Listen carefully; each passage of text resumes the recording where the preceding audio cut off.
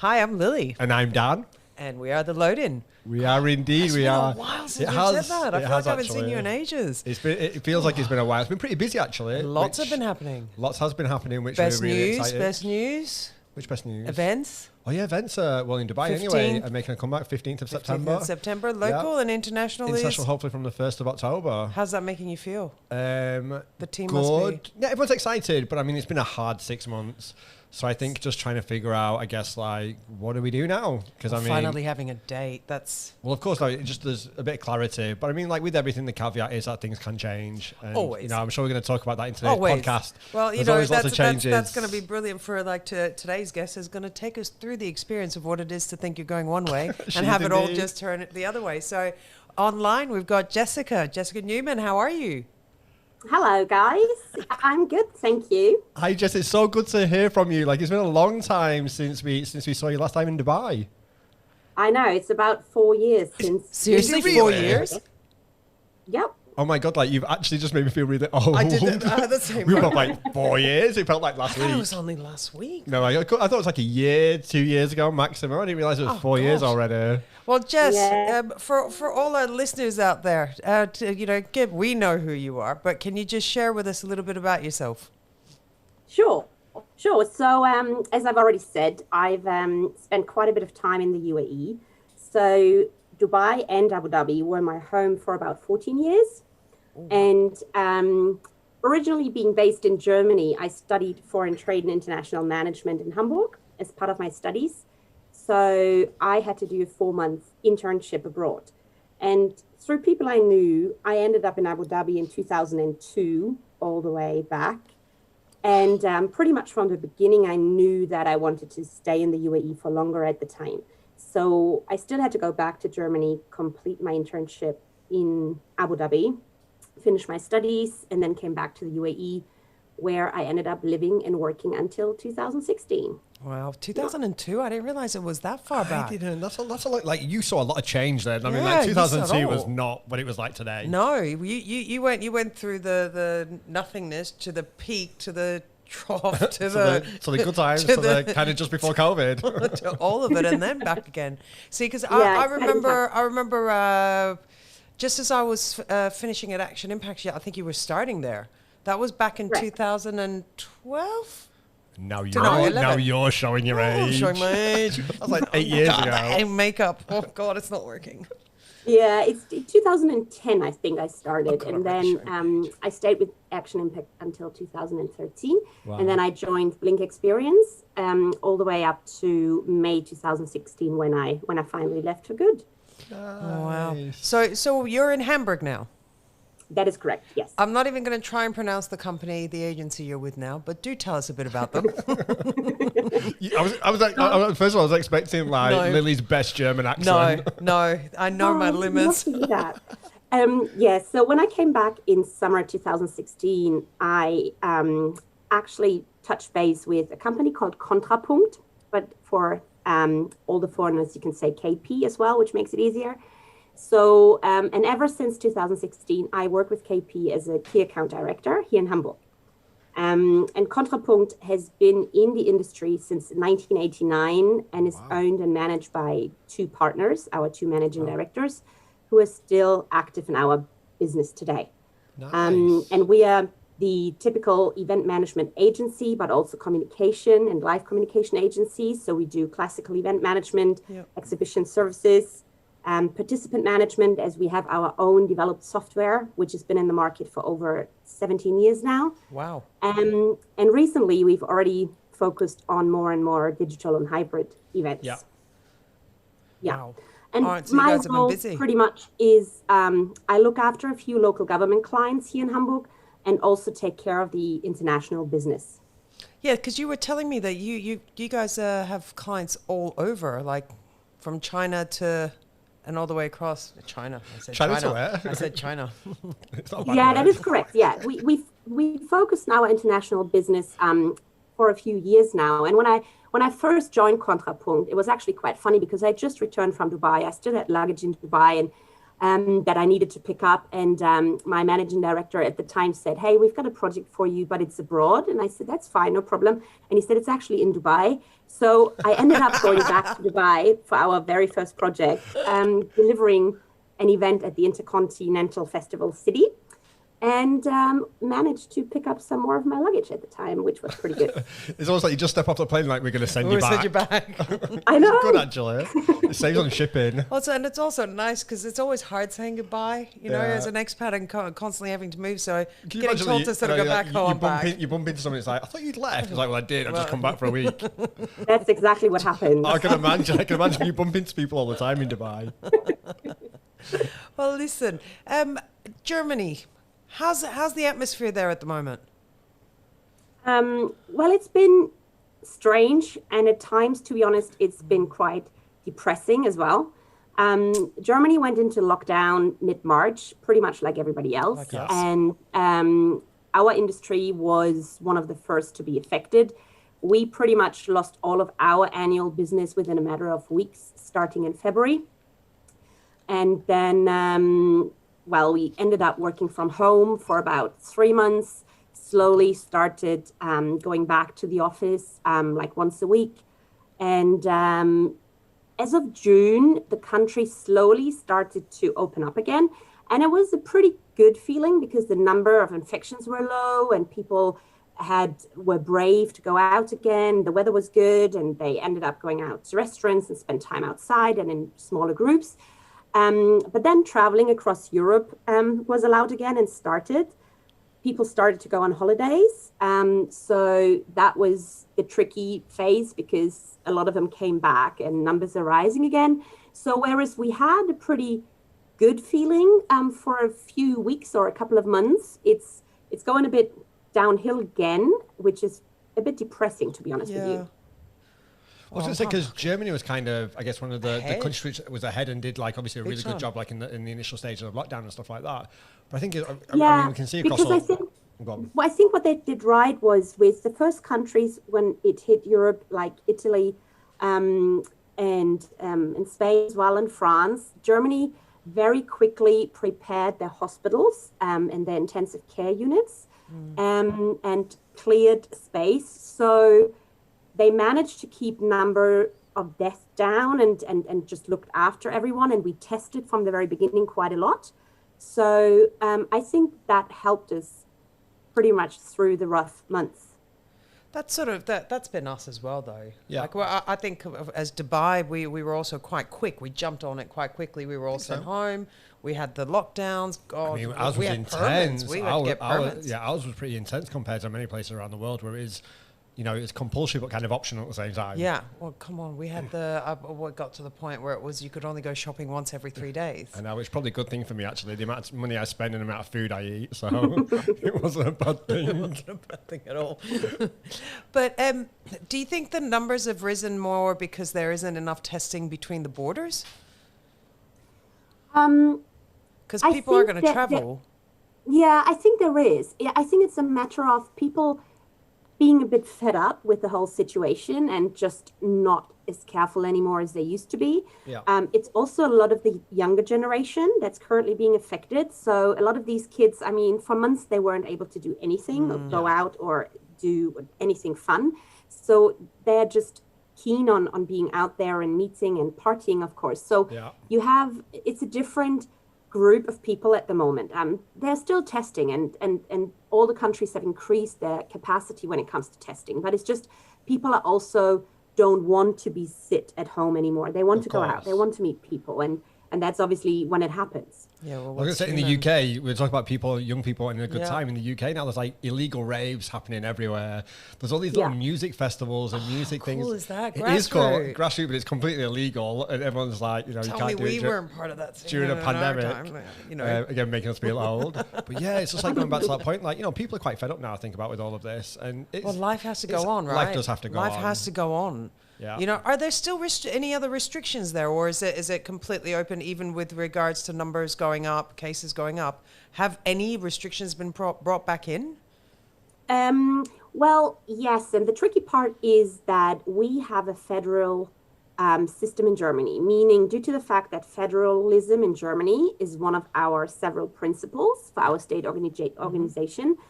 That means the country consists of 16 federal states who perform their own state functions, apart from being part of a federal unification. But basically, every federal state currently has their own rules and regulations when it comes to COVID-19 restrictions, which makes it super complicated, super difficult, because everybody's confused. Nobody really knows what's allowed in each state. Yeah. So you can have a state that allows private groups of 10 or 25 people, but other states allow up to 50. Yeah. And how many federal states you say you have? 16? 16 in That's total. quite a lot. Yeah. In the UK, I mean, we're not federal, but there is 4 countries, and I know Scotland operates differently to England, Northern Ireland, and Wales. And I guess for the UAE, we've got 7. We're the same, we've though. got 7 Look, states here. Abu Dhabi's got one set of rules. Dubai's got another set of rules. So it's really confusing. And even though there's federal level, so I understand. And like we have a physical border now between Abu Dhabi and Dubai. That's crazy. I remember going across it months ago and going, what's this structure? Really? Yeah, they were building it. To be honest, it was back in April. I went to the Gantu Boo shop and it wasn't there like just before. You can't go anymore. They put cones. Anyway, we digress. We are digressing, but priorities, the important things. It's the young thing that got me through lockdown. Oh God, but yeah, Q4. We talked briefly about how Q4 had some events coming up, like the Live Nation concert. And then there was the test concert that they were doing to get volunteers and stuff. Yeah, I heard about that. Apparently it's all been cancelled. Jess. Oh, really? Yeah. So, well, the test concert actually did take place last week. It was a test by a university in Eastern Germany, and they wanted 4,500 volunteers to participate and to actually simulate 3 different kinds of concert scenarios. And in the end, due to rising numbers and people becoming a bit careful again, only about 1,200 joined. And what they did was they did a scenario where the first scenario was you go to a concert like it is a normal concert with no restrictions, no distance seating or 1.5 meter social distance, no masks, no nothing. And then they did another scenario, which is what's currently in place in a lot of states, where you have seated areas with 1.5 meters apart, masks, no dancing, no alcohol, no singing, which is not really a concert anymore. And then you had another, sounds more like a funeral. I know.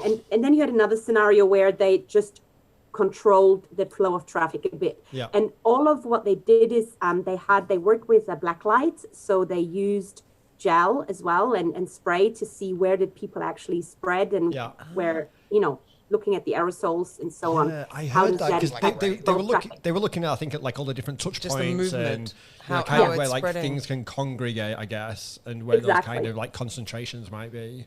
So it did take place. That one did take place. The one that has been postponed is the big Live Nation concert with Bryan Adams and Sarah Connor and a few other German singers, because that was supposed to take place on the 4th of September. And again, due to the summer numbers, which were going up again, the government had delayed the final decision whether this would take place or not until the end of August.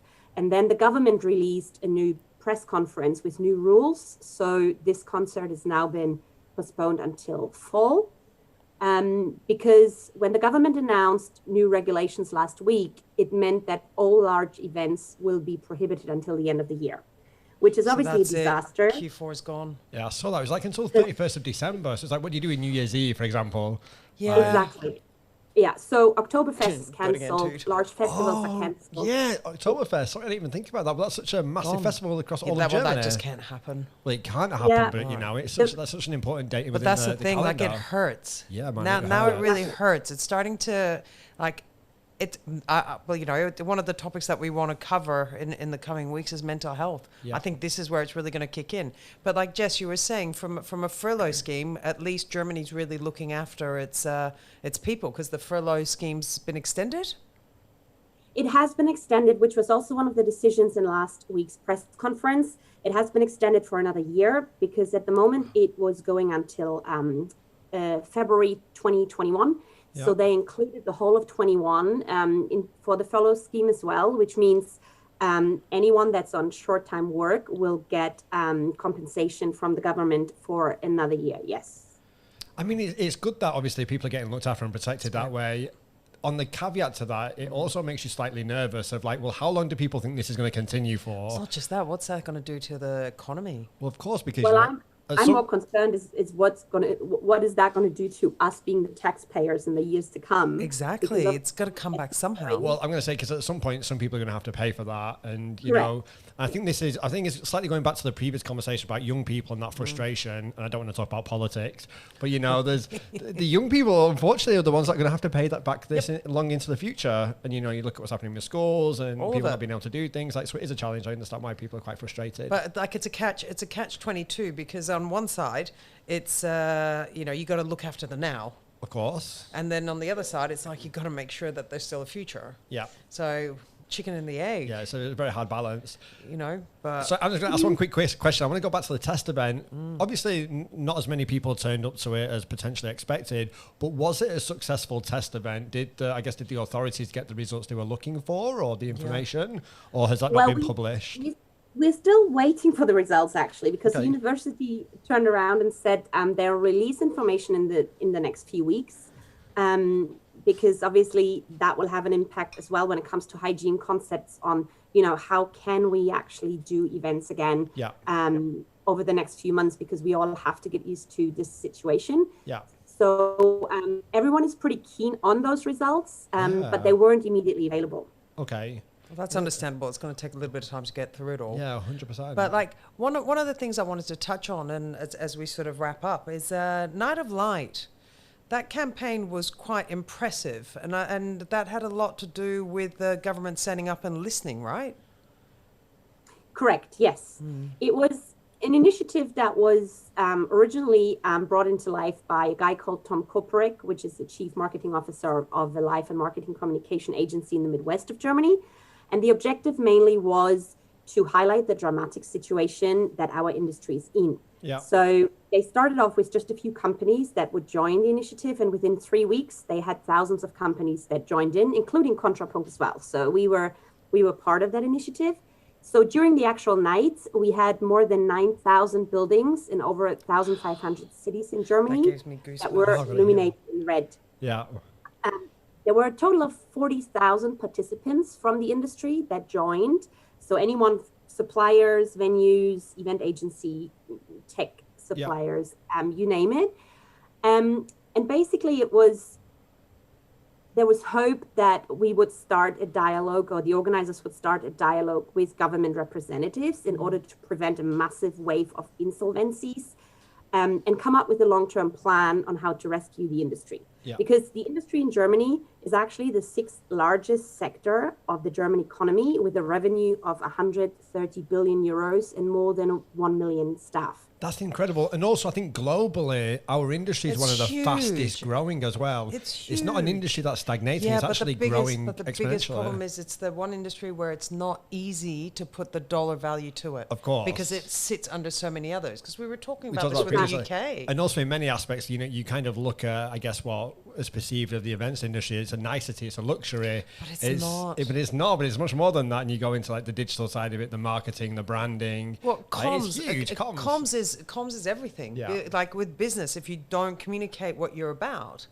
then what are you? And you know, countries and people and brands, they do that through live events and people experiences. Need contact. 100%. You know, so I disagree with anyone who likes to think that our industry is nothing more than a nicety. Indeed. You know, but in terms of the I guess like the activity and activation that you guys created, like, was it successful? Did it create the dialogue that you wanted with the federal or the state governments? So, just partially, to be honest, because the challenge is that our industry consists of numerous small associations and initiatives that are spread all over Germany. So we do not have the strength and the political influence that the automotive or airline lobby has. So it takes time before you get heard. And also, it's just small baby steps in order to gain more influence and receive the government support that the industry needs. They did have the first talks, and the organizers are planning a number of further actions and communicated concrete demands on how our industry can be saved to also reach a realistic outlook together with the government. That's an ongoing process. There is another large demonstration scheduled for the 9th of September in Berlin from the industry. But as I said, it's tricky because but at least it's doing doing something. Lobby or the like airline the lobby. Red Alert campaign. I heard, like, as fantastic as it was, and you know, everyone sort of came together, it didn't seem to have that same sort of movement with the government, did it? Yeah, well, I think, I mean, it's hard. And I think, I'm just thinking actually what Jess is mentioning, and again, how, you know, our industry is made up of small associations and multiple different groupings and things. And I think that's probably the biggest challenge that we're all facing right now, is that our industry is so fragmented. You know, it's not like you said, like the automotive industry where you have, you know, everyone working together. And I think maybe, you know, when we look back at this in a few years' time, that's something we really do need to address. Because I speak to my colleagues in the US and they're saying exactly the same. Well, the whole world's saying it. I think what's great about our industry is, although it's global, it's actually quite a small industry at the same time. Everyone really knows know each other. Yet when it comes to trying to band together, it's one of the hardest things for us to do. Like everyone's doing bits and pieces, and it's fantastic. And it's amazing that for an industry that you could pick up the phone and find a contact in the UK or in the US or anywhere through 1 or 2 calls. I know if I need something in Asia, 1 or 2 calls and I'll find someone. So if we're able to do that, why is it that we can't? Indeed. But I also feel as well, again, what Jess mentioned, is really difficult to get that, you know, that cut through with government. But I think everybody's facing the same challenge. You know, unfortunately, I don't follow the media in Germany, but I look at what's happening within the UK. And my friends, I remember, I think after Germany did it, a number of other countries did it, and then the UK did their own Night of Light, their own initiative, and my entire timeline was just filled because it just shows how many people I know that work in the industry was just filled with red. And it was like that was the one time when I actually stood up and I thought, oh, like, you know, they're actually, you know, something's happening. And all the comments and all the things which people were saying was that the government is not supporting. There's nothing there for them. And, you know, going back to how we kind of started this conversation, the events industry was always the first one to go down and to close, 100%. And it will always be the last one to open. And it's going to be a huge challenge. I think now people need to start standing up and supporting, because we have incredibly talented people, and great businesses. And some of the stories I'm hearing of, you know, established companies which have been around and, you know, done some of the biggest gigs in the world and may not be around. The doors are shutting. They might not be around, and we'll lose talent. Royal Albert Hall. Yeah. You know, the doors of theaters shutting. Theaters that have been around for so long. It's just devastating. It's devastating. And the fact, you know, and as you said, Jess, right now the solution seems to be hybrid events. That's sort of the immediate future, especially over in Germany, because you're getting locked down again.